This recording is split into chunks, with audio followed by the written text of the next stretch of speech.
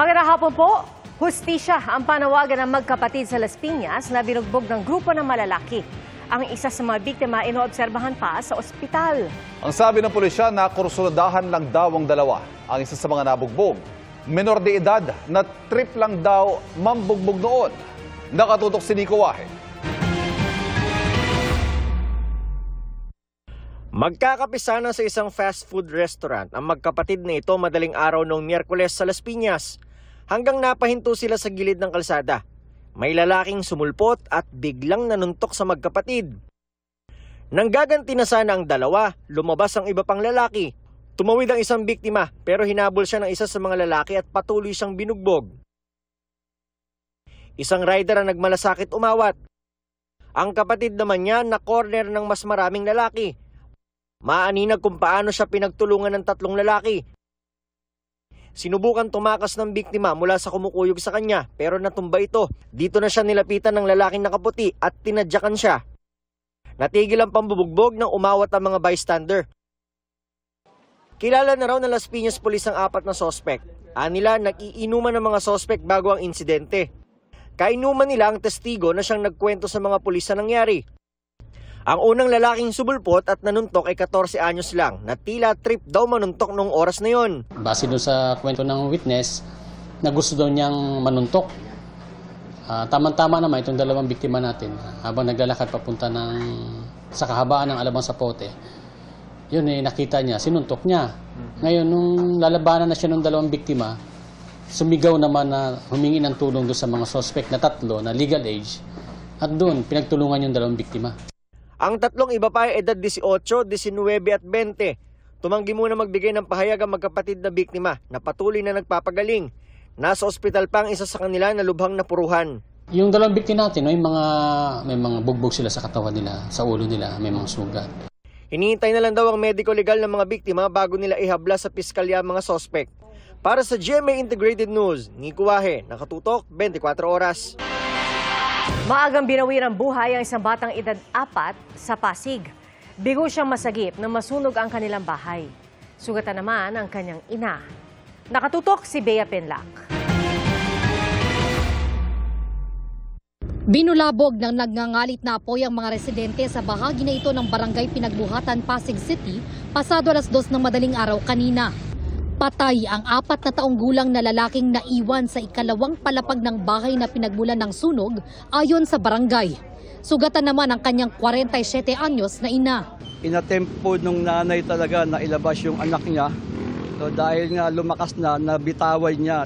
Sa baba po kasi nag-umpisa, kaya wala siyang nagawa kundi tumalon sa bintana para lang siya makalabas. At pagtalon niya, gusto pa rin po niyang pasukin talaga doon sa baba yung bahay at para mailigtas po yung anak niya. Kaya lang talagang ang laki-laki na po yung apoy. 2 bahay ang tinupok ng sunog na umabot sa unang alarma.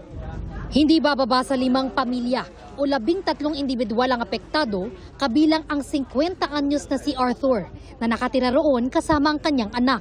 Ang naisalba lang daw niyang gamit, cellphone at susi ng motor niya. Ginising ko yung anak ko sa kabilang kwarto para maalarma na may sunog. Ang tumakbo sa isipan ko na may salba ko yung kasama ko yung anak ko, yung buhay at ako, hindi ko na inisip yung ibang gamit. Okay lang yan ma'am kasi yung gamit nakikita lang natin yan.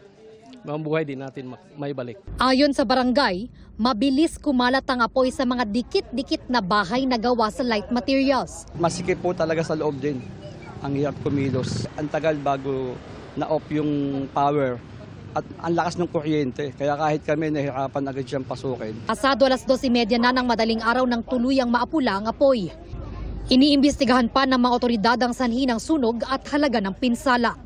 Para sa GMA Integrated News, Bea Penlac, nakatutok 24 oras. Maulang weekend na naman at namerwisyo ulit ang mga pagbaha. Sa Parañaque, ilang lugar ang nalubog kaya naperwisyo ang mga residente at mga motorista. Nakatutok doon live si Jamie Santos. Jamie. Ivan, walang bagyo pero binaha ang ilang kalsada dito nga sa lungsod ng Parañaque matapos bumuhos ang malakas na ulan kanina. Abot tuhod agad ang baha sa kahabaan ng Dr. A. Santos Avenue sa may barangay San Dionisio. Ang magkabilang lane nito hindi madaanan ng maliliit na sasakyan. Ang bahang naranasan sa Parañaque ay resulta ng malakas na buhos ng ulan kaninang umaga. Base sa monitoring ng Parañaque City Disaster Risk Reduction and Management Office, abot tuhod pa ang baha sa mga barangay Santo Niño at Vitales. Dahil sa baha, ilang commuter ang napilitang lumusong sa baha kanina. May mga stranded ring motorista. Bukod kasi sa di na kinaya ng maliliit na sasakyan ang taas ng baha, takot ang ilang ilusong sa baha ang kanilang mga sasakyan. Pagtila ng ulan, matinding traffic naman ang naranasan ng mga commuter at motorista. Ang ilan ngang nainip na sa traffic, naglakad na lang. Hanggang bintiri ng baha sa daan patungong NAIA Terminal 3 sa Pasay City. Naranasan din ng malakas na ulan sa ilang bahagi ng EDSA ngayong hapon tulad sa EDSA Ortigas. Pati sa EDSA Boni na gutter deep ang baha at sa EDSA Guadalupe na may naipon na ring tubig sa kalsada.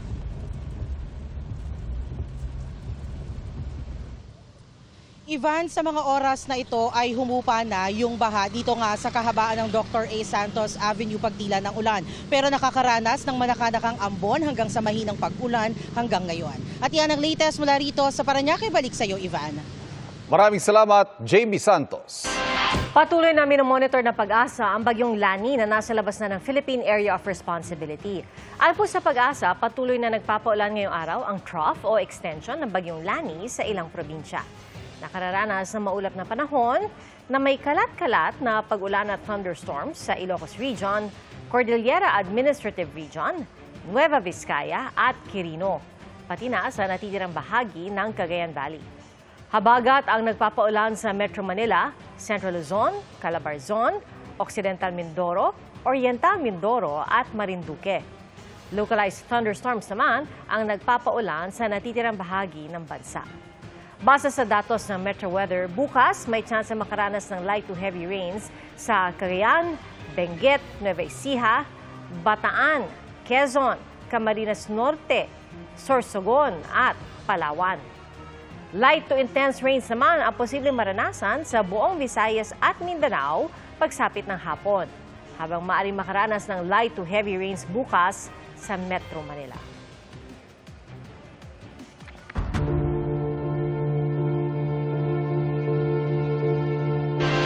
Itinanggi ni DPWH District Engineer Abelardo Calalo sa kanyang counter-affidavit na suhol ang perang dinala niya kay Batangas 1st District Representative Leandro Leviste. Anya, donasyon umano ito ng mga kontraktor. Ngiti Calalo, walang basehan ang mga alegasyon sa kanya. Ang sagot ni Congressman Leviste sa pagtutok ni Ian Cruz. Sa inihaing kontrasalaysay o counter-affidavit ni DPWH District Engineer Abelardo Calalo, mariin niyang itinanggi na tinangka niyang suhulan si Batangas 1st District Congressman Leandro Legarda Leviste. Walang basihan at mapandin lang ang mga aligasyon laban sa kanya. Sabi ni Calalo, ang dinala niya kay Leviste ay donasyon umano mula sa mga kontraktor na kinolekta raw niya sa utos ni Uswag Ilonggo Party List Representative James Ang Jr. bilang suporta sa mga proyekto at programa ni Leviste. Nang magpunta raw siya sa tanggapan ni Leviste noong August 22, ang kongresista raw mismo ang nagtanong kung magkano ang aabutin kung ang mga kontribusyon ng mga kontraktor ay aabot sa 10%. Tinanong din umano siya ni Leviste kung meron siyang dala noon. Sabi niya, meron siyang maliit lang na halagang dinonate ng isang kontraktor na ipapadala na lang sa assistant ni Leviste. Pero sabi umano sa kanya ay kunin na ito kahit maliit para masimula na. Umalis siya para kunin sa sasakyan ng donasyon at sumunod na ang pag-aresto sa kanya. Kinuha umano ng mga pulis ang donasyon na hindi man lang nahawakan o tinanggap ni Leviste. Ang tawag po dito, at alam po ito ng mga abogado, yung diferensya ay instigation. Yung isang tao na wala namang intensyon na gumawa ng krimen ay inudyok para palabasin na meron siyang ginawang krimen. Sa isang pahayag, ipinunto ni Congressman Leviste na tila inamin daw ni Calalo na tumatanggap siya ng donasyon sa mga kontraktor. Ang mahigit 3 milyong piso raw na tinangkang ipangsuhol ay may kasamang resibo mula sa 3 kontrata. Hamon ni Leviste, pangalanan ni Calalo ang mga nag-donate ng pera. Bunyag, sino ang nagbigay sa kanya ng pera na kontraktor at sino yung ibang mga contractors na kinausap niya. Totoo ba ang sinabi niya sa akin na may isang kontraktor sa unang distrito ng Batangas na may koneksyon sa isang kasulukuyang congressman na taga Batangas. Nabanggit din ni Calalo sa kanyang counter affidavit na nakapulong niya si Leviste kasama ang ina nitong si Senadora Loren Legarda at Congressman Ang. Sinabihan umano siya ni Legarda na alagaan ang mga proyekto ng senadora sa distrito katuwang si Ang. Sinabi ni Congressman Leviste, ang pinag-usapan nila ni Engineer Calalo kasama ng kanyang ina sa una nilang pagkikita ay ang repair ng nasirang Binambang at Puting Kahoy Bridge na pinondohan niya sa personal na donasyon. Kailangan daw ng approval ni Calalo para makapag-donate siya sa ipinagawang mga tulay. Ako, aking ina, at yung ibang mga nabanggit ninyo ay walang kinalaman sa mga proyekto sa unang distrito ng Batangas. At pwede pong tignan ito ng media, ang listahan ng mga projects, mga bidders, walang-wala po. Kaya kung gusto po ni Engineer Calalo i-divert ang attention mula sa mga mga kontrata sa unang distrito. Sinusubukan pa ng GMA Integrated News sa makuhang panig ni Senadora Legarda, gayon din si Congressman Ang. Para sa GMA Integrated News, Ian Cruz nakatutok, 24 oras.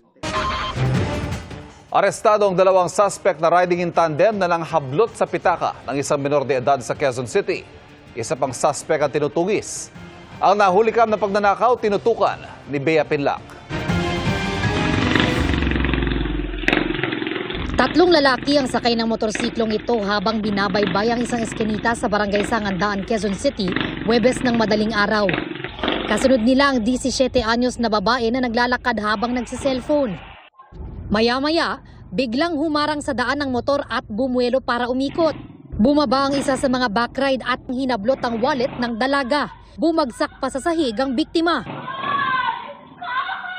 Matapos makuha ng lalaki ang wallet, tumakas naman ang tatlong suspect lulan ng motor.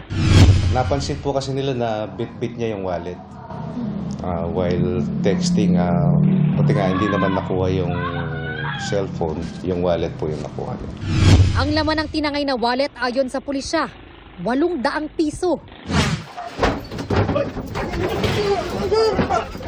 Sa follow-up operation ng pulisya, naaresto ang dalawa sa mga suspect na napag-alamang magkaibigan. Hinuhuli namin kayo sa talang pag-robbery, ha? Ayaw may karapatang manahimik kung magsimulang ito. Namukaan kasi ng biktima ang 26 anyos na suspect na dati na ring nasangkot sa robbery base sa record ng pulisya. Ang naituro po yung isa, may previous na po kasi siyang naging kaso ng robbery din and violation ng 9165 o yung anti-illegal drugs. Aminado naman ang dalawa sa krimen. Dala lang po ng pangangailangan po sa buhay. Napakahirap po kasi ng buhay. Wala po kami ibang makakapitan kaya yun lang pong naisip namin. Kapos po hindi po sapat. Kaya kumapit na lang po kami sa patalim. Tempo lang po talaga yung nangyari. Nakamotor po talaga kami, hindi po nadaanan lang po namin. Sa kanya sana mapatawad niya po kami. Patuloy na tinutugis ng mga otoridad ang isa pang suspect. Reklamong robbery ang isasampa laban sa kanila. Para sa GMA Integrated News, Bea Pinlac, nakatutok 24 oras. Halos matangay ang isang rider na nagtangkang tumawid sa Rumaragasang Spillway sa Negros Oriental. At sa Bulacan, hindi na matanaw ang isang tulay dahil din sa pag-apaw ng tubig. Ang masamang panahon sa probinsya, tinutukan ni Sandy Salvacio ng GMA Regional TV.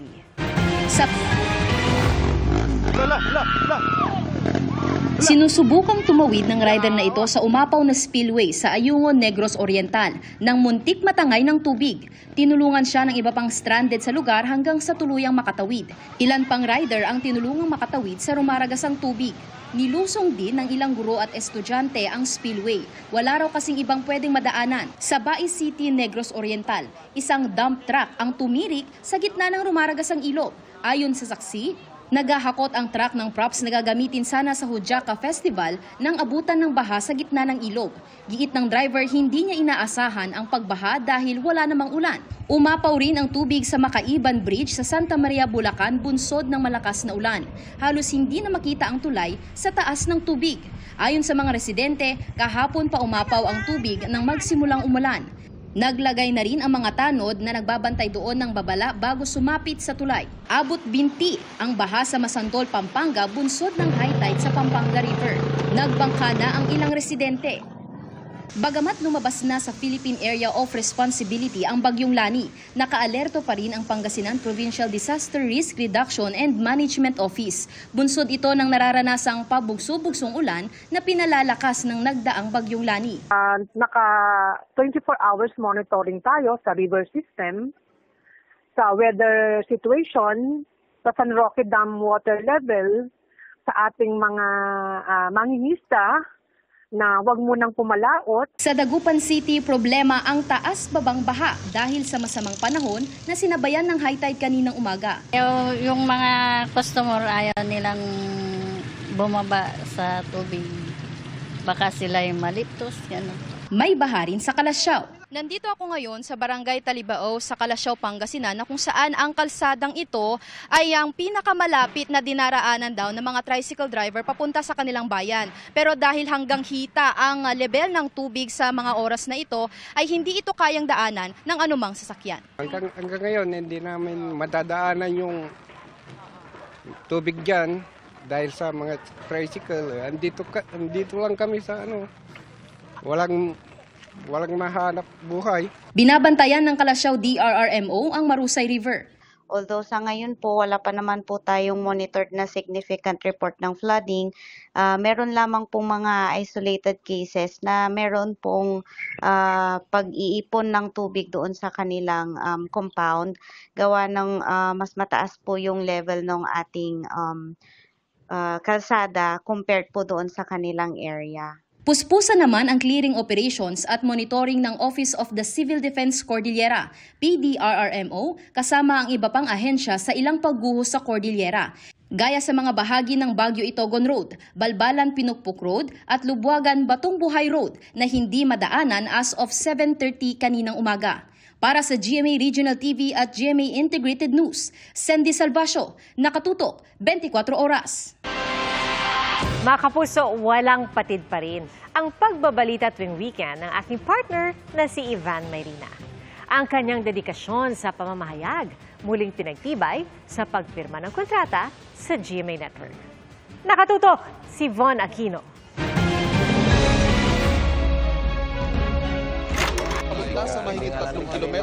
Sa Pilipinas man o ibang bansa, sa gera man, itong basement na karaniwan sa mga bahay dito sa Marawi. O bagyo. Ang mismong plaza ng Daan Bantayan, nakikita ninyo ang pinsalang inabot nila dahil sa napakalakas na hangin. Tulad na nakikita ninyo, hanggang bewang ang tubig baha. Sa loob ng 25 taon, isa sa naghahatid ng balitang mapagkakatiwalaan si Ivan Mayrina. Hanggang Sabado at Linggo, nakatutok si Ivan sa mga balitang dapat malaman ng publiko bilang anchor ng 24 Oras Weekend. Patuloy siyang maghahatid ng dekalidad na balita sa kanyang muling pagpirma ng kontrata sa GMA Network. Kasama sina GMA Network President and CEO Gilberto R. Duavit Jr., Senior Vice President and Head for GMA Integrated News, Regional TV and Synergy, Oliver Victor B. Amoroso, at Vice President and Deputy Head for News Programs and Specials, Michelle Esteva. Dumalo rin ang iba pang GMA Network officers. Si GMA Network Chairman Attorney Felipe L. Gozon nagpasalamat at nagbigay ng pagbati kay Ivan sa isang video message. Ivan, I am both proud and happy that you remain a loyal kapuso for 25 years and counting. I look forward to having you with us for a very long time. Ikaw sa pananaw ko at sa pananaw naming lahat ay isang tunay, tapat at haligi ng serbisyong totoo. Isang ehemplo na magpapatuloy na magbibigay sigla at inspirasyon sa mga katulad mong media practitioner. Pirming handa si Ivan na tumindig bilang isang mamamahayag. As you embark this new chapter with us, kapuso pa rin, May you continue to inspire others and elevate the standards of journalism. Nagpasalamat din si Ivan sa GMA Network sa oportunidad na makapaghatid ng serbisyong totoo. I don't see myself being anywhere else. So, makakaasa kayo kung ano man yung siguro ikinatuwa ninyo in the last 25 years. We'll have more of that. GMA will continue to stand sa journalism na wasto, patas, balansyado, kapaki-pakinabang. Susundan natin ang kanilang nagbabagong mga patterns, their new habits, their new preferences, para patuloy nating maihatid ang brand of journalism that GMA stands for.